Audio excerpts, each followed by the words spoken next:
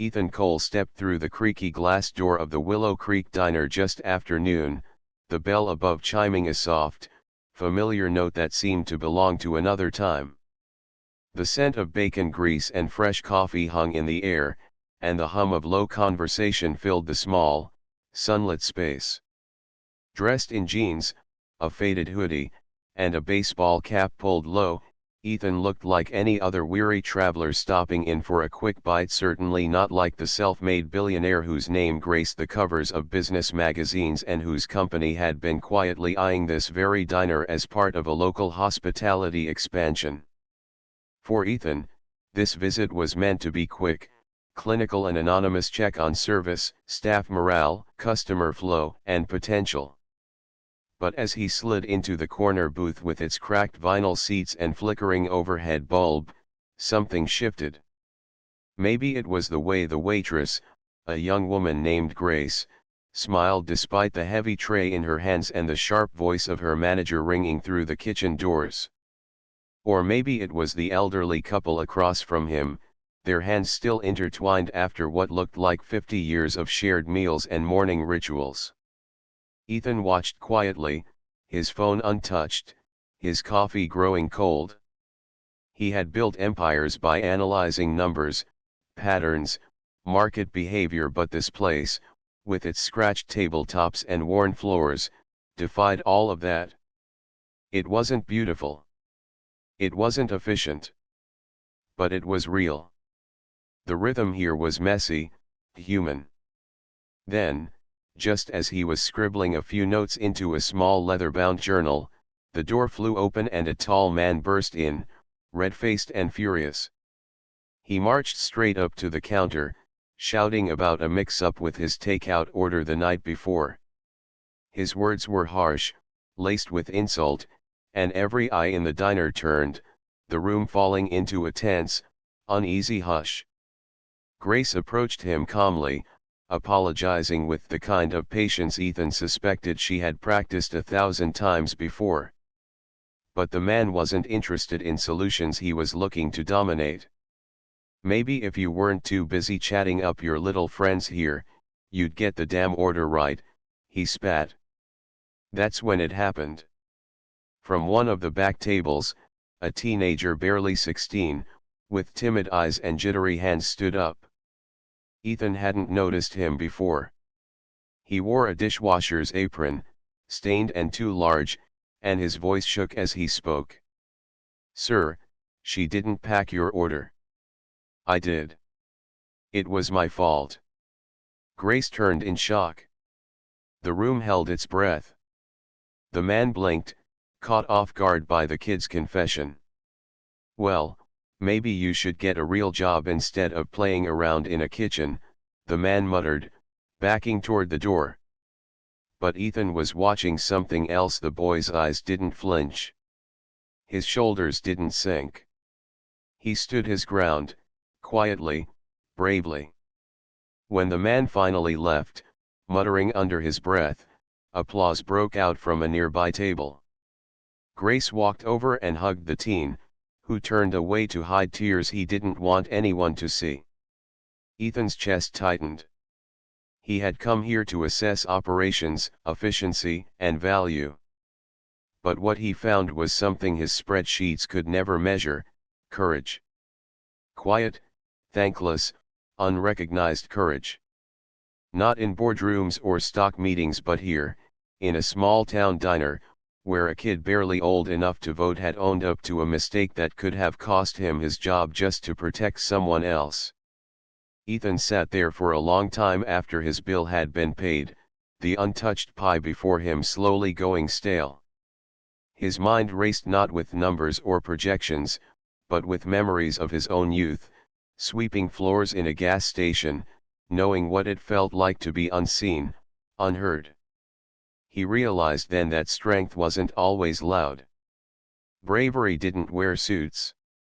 And leadership wasn't just about running companies, it was about recognizing the unsung heroes who kept the world quietly turning. When he finally left, he didn't reveal his identity. Not yet. He simply slipped out the door, the bell chiming once more, and made a silent promise to return not just with money, but with a mission to preserve the soul of this place. Because in that tiny booth, surrounded by chipped mugs and whispered kindness, Ethan Cole's vision of power had changed forever. Rachel Hayes sat alone in a corner booth, the quiet of the afternoon broken only by the hum of casual conversation and the clink of silverware on plates. Her lunch was simple: a grilled sandwich, half eaten, and a coffee she hadn't touched in minutes. She liked it this way, peaceful, predictable. After years in the Navy, chaos had lost its appeal. But peace rarely lasted. The sound of laughter, loud and pointed, cut through the air. Three men mid-30s, smug smiles painted across their faces, strolled in with a swagger that immediately shifted the energy of the cafe. They spotted Rachel instantly. She felt their eyes. One of them nudged the other and gestured toward her. "Check it out, tough girl eating all by herself," he sneered, loud enough to carry. Rachel didn't flinch. Another chimed in, smirking as he stepped closer to her booth. "Hey, you train SEALs or just wrestle bears in your free time?" The table shook slightly as he leaned on it, invading her space with casual arrogance.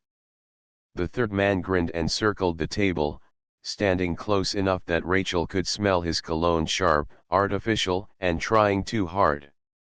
"Love the boots, by the way," he said with mock admiration. "What's next?" "A tank parked outside."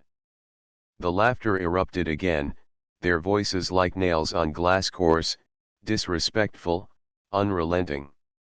Rachel didn't move. She didn't speak. But she watched. Not with fear. With calculation. Her posture remained relaxed, but beneath it, every instinct sharpened. Her eyes, calm but focused, flicked between their positions. She measured distances, noted exits, kept her breathing slow and steady. They mistook her silence for weakness. They didn't see the years of discipline behind her stillness, the combat training, the battles survived, the unshakable resolve forged in sand and steel. To them, she was just a woman sitting alone. An easy target. But Rachel Hayes was never an easy anything. And while she chose not to escalate, not today, every muscle in her body stayed coiled, every nerve on alert. Because the men didn't know it yet, but they were already standing one wrong move away from a lesson they'd never forget. And the only reason they didn't cross that line, was because she decided not to let them. Ethan Cole stood a few feet away, half in shadow, the evening air thick with unease. The laughter from the men wasn't the kind that belonged in public. It was coarse, calculated, dripping with the confidence that came from never being told no. Their jeers circled Rachel like vultures, circling something they believed was powerless. Every part of Ethan's body tensed. He wasn't the kind of man who hesitated in moments like this. He was a leader, built to protect, to act. But as he took a step forward, ready to speak, something in the air stopped him cold. It was Rachel. She hadn't moved. Hadn't spoken. But there was something in her eyes, not fear, not submission, something sharper. A steady, burning fire. Controlled. Measured. Waiting. Ethan's breath caught. She wasn't frozen. She was calculating. And in that split second, Ethan understood. This wasn't his moment to lead, it was hers. His fist slowly unclenched, though the urge to intervene still burned in his chest. He wasn't walking away, he was bearing witness. Trusting that not every storm needed a shield, some storms needed to be allowed to strike. Because Rachel wasn't looking for rescue. She was rising. And Ethan, for all his strength, knew better than to stand in the way of a woman who had already decided she would end this. The diner buzzed with the usual lunchtime hum, coffee cups clinking, the sizzle of the grill, quiet conversations weaving through the warm air. Rachel Hayes sat in a booth near the corner, her laptop open and a half-eaten sandwich pushed aside. She was focused, typing away on a project that had consumed her for weeks, determined to prove her worth in a world still quick to doubt her. That is, until the moment came. Across the table, one of the men occupying the adjacent booth slammed his hand down hard on the wooden divider, the sharp crack echoing louder than any word he spoke. His voice was rough and demanding. "This is a man's booth. You don't belong here. Leave." Rachel's eyes lifted slowly from her screen. The diner fell quieter for a beat, sensing the rising tension. The man's companions smirked, clearly expecting submission, a retreat, or at least a flustered apology. But they had misjudged her. With a steady breath, Rachel rose from her seat, the chair scraping softly against the linoleum. Her calm was unnerving, a stark contrast to the harshness of his words. She turned, facing him directly, her gaze sharp and unwavering. Without hesitation, she delivered a single, precise strike to the wooden divider separating them. The sound was deafening, the wood splintering and shattering with violent force. The entire diner seemed to freeze. Plates rattled on tables. Coffee cups trembled.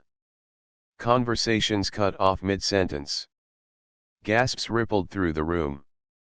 The men at the neighboring booth recoiled, eyes wide in shock. They stepped back instinctively, suddenly aware that this wasn't a woman who would be pushed aside. Rachel stood tall, breathing steady, her presence commanding the space like a force of nature. Her power was more than the strength in her arm, it was in her unwavering confidence, her refusal to be diminished or displaced. This was a line drawn not just in wood, but in respect. The man swallowed hard, the arrogant mask slipping away, replaced by something more cautious, even fearful. Rachel's voice, calm yet fierce, broke the silence. "There's no such thing as a man's booth. There's only respect. And you just lost yours." The diner exhaled, the tension dissolving into murmurs of approval and quiet admiration. In that moment, Rachel wasn't just defending her seat, she was reclaiming her power. The diner, usually a place filled with clinking plates and the steady hum of conversation, suddenly fell into a heavy, almost tangible silence. The chatter died mid-sentence, forks paused halfway to mouths. Even the clatter of the waitstaff's trays faded to a hush. It was as if time itself had paused to witness what was unfolding. All eyes were on Rachel. The woman who had been the subject of whispers and quiet mockery, the one they thought was nothing more than a fragile, awkward outsider, had just stopped three men in their tracks. Not with brute force or reckless fury, but with calm, precise composure. Every move she made was deliberate, measured, and deadly in its subtlety. From the kitchen, the cooks peeked around the corner, their spatulas frozen mid-flip. The waitress halted mid-step, eyes wide with disbelief. And Ethan, sitting at the counter with his coffee growing cold, sat stunned, the shock etched across his face. His admiration was immediate and profound. He knew that kind of skill. The kind born from grueling training and hard-won discipline. The kind that only veterans carried in their bones. He had seen it before in the programs he funded, the soldiers he'd helped reintegrate into civilian life. The same precision, the same controlled strength. But to see it here, now, in Rachel, it was something else entirely. As the seconds stretched, Ethan's mind began to churn. The pieces he'd overlooked before, the quiet confidence, the sharp eyes, the way she had never truly been just another woman in this small town, started falling into place. Rachel wasn't the person everyone thought she was. She was something far more complex. Far more dangerous. And in that frozen moment, the diner wasn't just silent with shock. It was silent with awe. The cafeteria buzzed with the usual lunchtime chatter, but tension crackled in the air like static electricity. Rachel Hayes sat quietly at the edge of the room, her composure unshaken as a group of men approached, faces shadowed with aggression. The leader of the group stepped forward, sneering, his voice dripping with contempt. "Who the hell do you think you are, sitting here like you own the place?" he demanded, stepping closer, his eyes narrowing dangerously. Rachel's gaze lifted slowly, meeting his with an unflinching calm that made the room hold its breath. There was no fear in her eyes, only a steady, unwavering strength. "I'm Navy," she said, her voice low but clear, carrying the weight of years spent in service. 10 years. You picked the wrong lunch." The room fell into stunned silence. The air shifted palpably. Gasps spread like wildfire as the other men registered the meaning behind her words. Ethan, who had watched the exchange unfold from a nearby table, felt a surge of respect swell inside him. This wasn't just a woman with grit, she was someone forged by discipline, honed by duty, and guided by principles that ran deeper than most dared to imagine. The aggressors, once brash and cocky, now sat down quietly, their bravado stripped away not by force, but by the profound respect Rachel commanded simply by revealing who she truly was. In that moment, Rachel wasn't just a lunch companion. She was a testament to strength, resilience, and the unspoken power of quiet confidence. Ethan Cole watched quietly from a corner of the bustling cafe, his presence unnoticed by most, but not by Rachel Hayes. She had just weathered a storm of tension, a misunderstanding turned uncomfortable moment, and now the atmosphere was settling back into its usual rhythm. Ethan had observed her through it all, her calm under pressure, her unwavering kindness despite the friction she'd faced. As the crowd thinned and the hum of conversation softened, he finally decided to step forward. Approaching Rachel, Ethan's voice was warm and genuine, carrying no hint of the authority he held behind the scenes. "Thank you," he said simply, his eyes reflecting sincere respect. Rachel looked up, surprised, expecting a casual customer's remark at best. But Ethan's next words caught her completely off guard. He introduced himself not as just another diner but as Ethan Cole, the owner of the entire franchise chain. The revelation stunned Rachel. The man who had silently witnessed her struggle was the very person who had built the brand she worked for. Yet, Ethan wasn't here to exert power or command respect, he was here to connect, to recognize, and to uplift. He spoke candidly about what he had seen in Rachel, not just her professionalism but her heart, her grit, and her quiet strength. He admired how she carried herself, how she treated everyone with dignity even when things weren't easy. Then came the unexpected offer. Ethan wanted Rachel to help him launch a new initiative, a veteran hiring and protection program designed to create safer, more supportive workplaces across every location. It was an ambitious plan, one born from Ethan's own values and his desire to make a meaningful difference beyond profits and products. But he couldn't do it alone. He needed someone who understood frontline challenges, someone who could speak the language of employees and lead with empathy. Rachel's heart raced as she considered the proposal.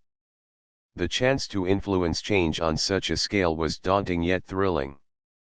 Ethan's faith in her was a balm to the wounds of the recent ordeal, a reminder that her efforts hadn't gone unnoticed. As she looked into his eyes, she realized this was more than a job offer, it was an invitation to be part of something bigger, to turn a moment of struggle into a movement of hope and respect. In that quiet cafe corner, two lives intersected, a CEO and an employee, linked not just by a brand but by shared values and a vision for a better workplace. For Rachel, Ethan's offer was the beginning of a new chapter, one filled with purpose, responsibility, and the promise of transformation. Rachel had spent years in the military, a place where discipline and duty were constants, but where violence and hardship were never far behind. She left that life behind with a heavy heart, not because she lacked courage, but because she longed for peace. She wanted a life free from the shadows of conflict, a life where her past wouldn't define her future. So when Ethan approached her in the cozy, bustling diner where she had found refuge, Rachel's first instinct was hesitation. The offer was unexpected, and her mind swirled with memories of struggle and sacrifice. She had fought battles not only on the outside but within herself, battles that made the idea of stepping back into any kind of fight almost unbearable. Ethan didn't ask her to pick up a weapon. He didn't call for her to return to the front lines. Instead, he spoke of something different, something deeper. He talked about leadership, not as a call to arms, but as a call to protect. He spoke of security, not in terms of conflict, but as a shield for those who could not defend themselves. Most importantly, he spoke of change, a commitment to ensuring that no woman, no one, would ever be treated with disrespect or fear again. There was a sincerity in Ethan's eyes, a conviction in his voice that softened Rachel's doubt. For the first time in a long time, she felt seen, not as a soldier or a survivor, but as a leader capable of shaping a safer, kinder future. His words awakened a spark in her, one that had been buried beneath years of pain and uncertainty. The diner, filled with the quiet hum of patrons and clinking coffee cups, seemed to hold its breath as Rachel weighed the decision before her. It wasn't just a new job, it was a chance to rewrite her story. To transform her strength into hope, her resilience into leadership. The weight of her past didn't disappear, but in that moment, it became the foundation for something greater. When Rachel finally spoke, her voice was steady but filled with emotion. She accepted Ethan's offer. A wave of applause erupted spontaneously throughout the diner, rising up like a warm tide of support and encouragement. Strangers smiled, some even stood, their applause echoing the unspoken truth that this was more than a new chapter for Rachel. It was a beginning of hope for everyone watching. Ethan's smile was quiet but full of pride, reflecting the collective feeling in the room. Rachel's courage to embrace a new path had inspired more than just herself, it had touched the hearts of every patron who understood the power of second chances. As the applause died down, Rachel looked around the room, feeling the weight of the moment settle warmly on her shoulders. She was no longer running from her past but stepping toward a future shaped by her own choices. Her journey wasn't over, but it was hers to lead. The diner where Rachel Hayes had spent so many nights serving coffee and pie had become a memory, one she didn't visit often anymore. That small corner of the world, with its cracked linoleum floors and worn booths, was where she had been seen as just another waitress, invisible in ways that went deeper than the uniform she wore. Months earlier, a single moment of ignorance had threatened to define her. A careless comment, a dismissive glance, and suddenly Rachel's quiet dignity was overshadowed by assumptions and stereotypes. She had been overlooked, underestimated, and dismissed, her story untold and her potential unseen. But that was before everything changed. Before Ethan Cole came into her life. Ethan wasn't just a man with influence, he was a veteran, a leader, and someone who knew firsthand the sacrifices made by those too often forgotten by society. When he met Rachel, he saw beyond the surface. He saw strength in her quiet resilience, courage in her everyday struggles, and a fire that refused to be extinguished by others' blindness. Together, they forged a partnership, one rooted not in charity, but in mutual respect and shared vision. They began working on an idea that would ripple far beyond the walls of that diner or the confines of their hometown. A nationwide veteran integration program, a beacon of hope for those returning from service, searching for opportunity and acceptance in a world that sometimes seemed to have moved on without them. Months later, under the harsh glare of press cameras and the weight of countless expectations, Rachel stood beside Ethan at a press conference announcing the launch of the program. She was no longer the invisible woman behind the counter. She was a symbol of strength, dignity, and redemption. The room was filled with reporters, cameras, and a sea of curious faces. But when Rachel stepped to the microphone, there was no hesitation, no uncertainty. Her voice was steady and clear, a voice that carried not just words, but the lived experience of struggle and triumph. She spoke of the journey from ignorance to understanding, from dismissal to empowerment. She spoke of the veterans who had come home to silence and skepticism, and how this program aimed to rewrite that narrative. How it would create real pathways to employment, mentorship, and community reintegration. How it was a commitment to seeing people for who they truly were, not just what society expected them to be.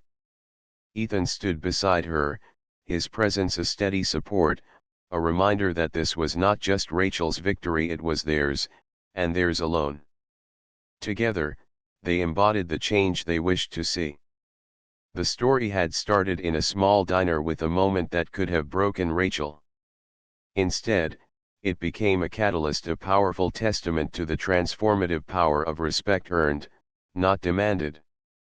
In that room, under the bright lights, the world was reminded of something essential: respect is not given freely or taken by force. It is built step by step, moment by moment, through empathy, courage, and unwavering commitment to seeing the humanity in each other. Rachel's journey was far from over, but the legacy she and Ethan were building had already begun to ripple through communities, inspiring others to stand tall in the face of prejudice, to speak up when silence seemed easier, and to believe that change was possible. And in that legacy, in that moment, Rachel Hayes was no longer just a woman in a diner. She was a beacon. A legacy in the making. Mr. Collins, a man in his mid-40s with sharp eyes softened by years of experience, stepped quietly into the modest grocery store nestled between aging storefronts on a tired city block. The crisp lines of his well-tailored suit clashed with the faded paint and flickering neon sign outside, a deliberate disguise as much as a symbol of the divide between his world and that of the small businesses he oversaw. As the regional manager for a sprawling company, he had grown weary of reports and meetings that failed to capture the pulse of daily struggles faced by the stores under his care. Today was another mission, another chance to step into the shoes of the workers and customers whose livelihoods depended on these humble establishments. His goal was simple yet daunting: to see beyond spreadsheets and sales targets, to understand the real stories that unfolded behind cluttered counters and creaking shelves. The bell above the door jingled softly as he entered, a sound that seemed to punctuate the beginning of an uneasy dance between two very different men. Behind the counter stood Bob, the store's owner, a man whose broad frame and brash demeanor filled the cramped space like the towering stacks of canned goods behind him. Bob was known for his pride and unyielding confidence that often bordered on arrogance, and a deep-rooted belief that his way was the only way. His eyes narrowed slightly as he sized up the newcomer, his posture stiffening as if preparing for a challenge. Mr. Collins, aware of the tension brewing in the stale air, smiled politely and began to browse the aisles, his movements deliberate and unassuming. The store was a microcosm of resilience, its shelves stocked unevenly with necessities and odds and ends that spoke of a community barely holding on. As he picked up a can of soup and examined it thoughtfully, he couldn't help but notice the wear on the packaging, the way some labels peeled like fading memories. It was a stark reminder that beneath the surface of profit margins were lives woven with hardship and hope. Bob cleared his throat, breaking the silence with a gruff question about what Mr. Collins was looking for. Their exchange was curt, each word laced with unspoken judgments and defensiveness. Bob's pride was a shield, forged from years of fighting to keep his store afloat against rising rents, dwindling customers, and corporate giants that threatened to swallow small businesses whole. Mr. Collins listened carefully, his own years of experience telling him that beneath Bob's tough exterior lay a man burdened by fear and frustration. The conversation unfolded like a careful negotiation, each man probing the other's resolve. Mr. Collins asked about the challenges Bob faced daily: the late deliveries, the competition from larger chains, the thin margins that made every sale critical. Bob responded with blunt honesty, his voice tinged with a weary bitterness that revealed the toll of endless struggle. As the minutes passed, a subtle shift began.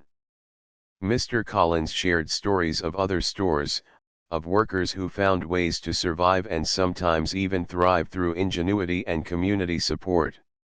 He spoke not as a distant executive, but as someone who understood that success was more than numbers, it was about people, about connection. Bob's stance softened, his arms uncrossing as he absorbed the possibility of support rather than judgment.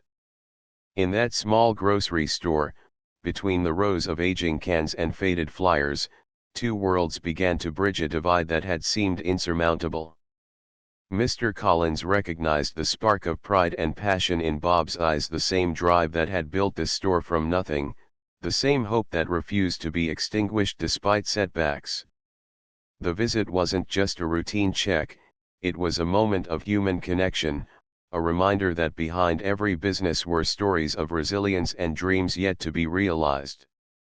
As Mr. Collins prepared to leave, he offered a genuine smile and a promise to advocate for the support Bob's store needed, understanding that leadership meant more than oversight, it meant empathy and action. Bob nodded, a silent acknowledgement passing between them, a fragile truce forged in shared understanding. The bell chimed again as Mr. Collins stepped out into the cooling evening, the city's noise rising to meet him. Inside the small grocery store, Bob returned to his duties, the weight on his shoulders a little lighter, buoyed by the unexpected alliance. Both men carried with them the knowledge that change was possible not through confrontation, but through listening, respect, and the quiet power of seeing each other's struggles as their own. Bob, the owner of the small neighborhood store, carried himself with a rigid pride that seemed to fill every inch of the cramped space he called his own. To him, this shop was not just a livelihood, it was the product of years of sweat and sacrifice, a monument to his unwavering independence. Every shelf, every creak in the floorboards, and every faded sign bore the imprint of his hands and his decisions alone. He had built this business from the ground up, and the very thought of outside influence, no matter how well-meaning, felt like an intrusion, a challenge to his authority and the fragile order he had fought to maintain. So when Mr. Collins, a respected figure in the community known for his thoughtful advice and calm demeanor, stepped into the store one crisp morning with a folder of ideas and suggestions, Bob's reaction was swift and unyielding. The man approached with a gentle smile, hoping to offer insights that might help the store thrive in a changing market, but Bob's eyes hardened the moment their gazes met. His lips pressed into a thin line, and a coldness crept into his voice as he cut Mr. Collins off before he could even fully explain himself. "I run this store my way," Bob said curtly, the sharpness in his tone leaving no room for discussion. "I don't need any advice from outsiders." The words hung heavy in the air, thick with arrogance and a fierce protectiveness over what Bob saw as his domain. The customers standing nearby paused in their browsing, sensing the sudden shift in atmosphere. Whispers rippled quietly through the aisles as the once warm store grew tense and uncomfortable. Some of the employees exchanged uneasy glances, their usual cheer dampened by the hostility radiating from their boss. They had seen this before, the way Bob's pride could turn even the simplest conversation into a battle of wills, how his ego often put distance between himself and those who might offer support or collaboration.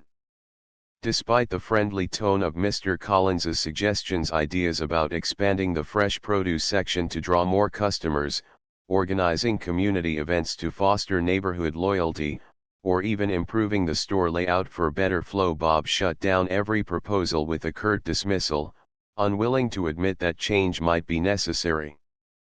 His stance was not just about protecting his store, it was about protecting himself from vulnerability, from the unsettling possibility that he might not have all the answers. That morning, the store felt less like a gathering place and more like a battleground. The air grew thick with unspoken frustration, the kind that creeps silently into relationships and workplaces when pride outweighs understanding. Customers who had once enjoyed friendly chats at the counter now hurried their purchases, avoiding eye contact.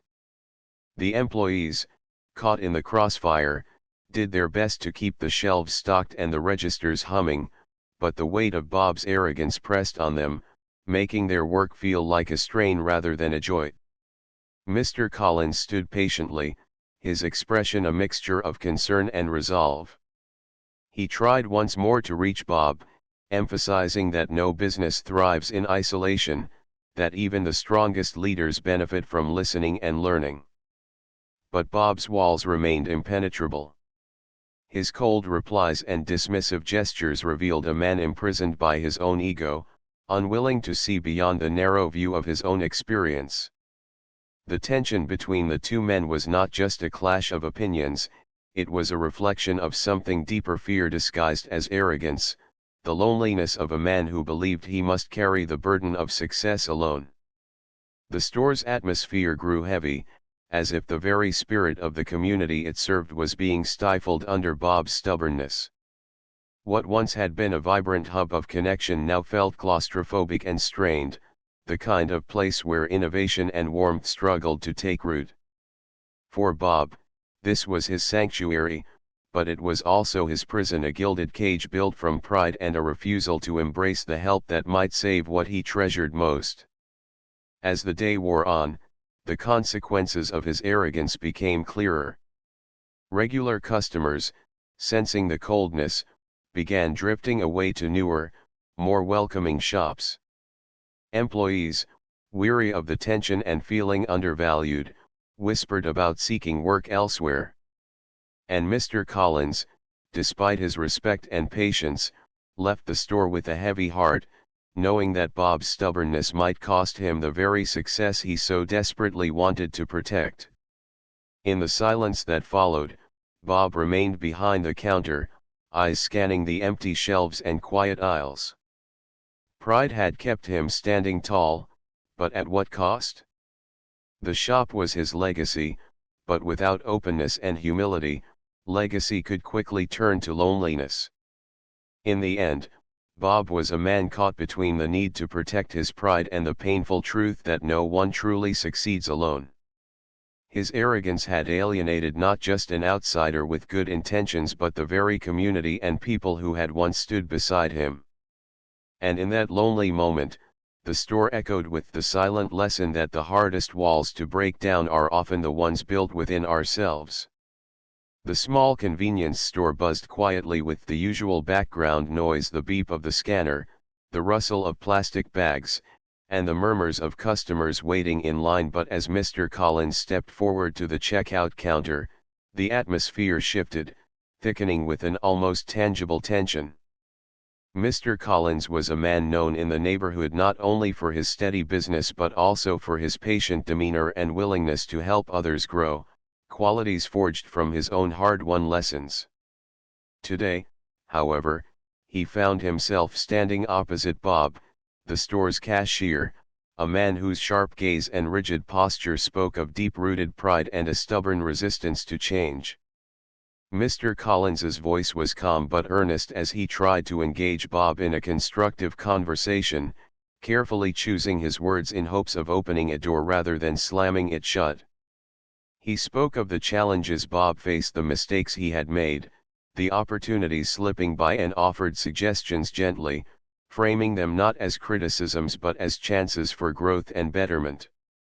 Yet Bob's eyes narrowed, a flicker of frustration and defensiveness flashing in their depths, and his lips pressed into a thin line as he responded with dismissiveness, brushing off the advice with a sharp, cutting tone that veiled a deeper fear.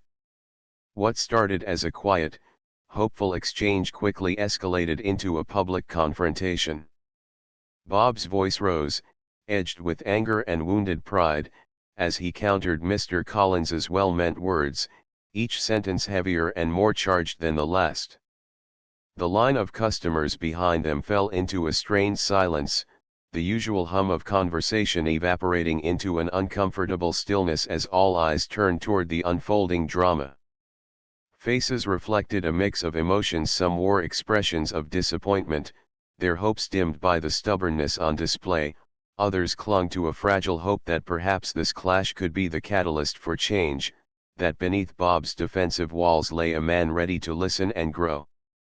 The tension between the two men wasn't just a personal dispute, it was a living portrait of a universal struggle, the complex interplay between pride and vulnerability, between the desire for progress and the fear of losing oneself in the process. Mr. Collins's words, laden with genuine concern, seemed to hit an invisible barrier, bouncing back as rejection, not because Bob wanted to hurt others, but because admitting fault and embracing change felt like a threat to his identity. To Bob, pride was not mere stubbornness but armor forged from years of hardship and survival. It was a shield against the uncertainty and discomfort that change inevitably brings, a desperate clutch to a sense of control in a world that often felt unpredictable and unforgiving. In that charged moment, pride revealed itself as both protector and prison, guarding the self from perceived weakness while simultaneously closing the door on growth. The customers watching silently became unwilling witnesses to this inner battle made visible, a confrontation that spoke to something deeper than a difference of opinion. It was about the human condition, about how difficult it is to tear down the walls we build around ourselves, even when those walls keep us trapped. The line behind them shifted impatiently, the minutes stretching longer than usual, but no one stepped in to break the stalemate. Some feared making the situation worse, others felt unsure of their place in the conflict, caught between empathy and discomfort. The silent crowd mirrored the very dilemma Mr. Collins sought to address: how society often watches struggles unfold, sometimes hoping for resolution but frequently paralyzed by uncertainty or reluctance to intervene. And so the moment crystallized, stark and undeniable, laying bare the core problem that pride, while natural and deeply human, can become a formidable barrier to change and connection. The argument ebbed slowly, the voices lowering as exhaustion replaced anger, but the impact lingered like an echo in the room. Mr. Collins took a breath, softening his tone one last time, attempting to extend a hand of reconciliation, but Bob's face remained closed, guarded. As the customers began to disperse, the air cleared but the emotional residue remained, a quiet reminder that beneath every confrontation lies a story of fear, hope, and the longing to be understood. In the aftermath, both men carried the weight of the encounter, Mr. Collins with the hope that someday Bob might lower his defenses, and Bob with the silent conflict raging inside him, torn between the pride that protected him and the possibility of growth that frightened him. The scene at the checkout became more than just a disagreement, it was a reflection of the human struggle to balance pride with humility, to embrace vulnerability without losing strength, and to recognize that true growth often begins where pride ends. For the customers who witnessed it, the moment lingered in their minds, a subtle lesson in patience, empathy, and the painful but necessary journey toward change. And for the two men, it was a crossroads, a quiet invitation to choose whether pride would continue to be a barrier or become a bridge to something better.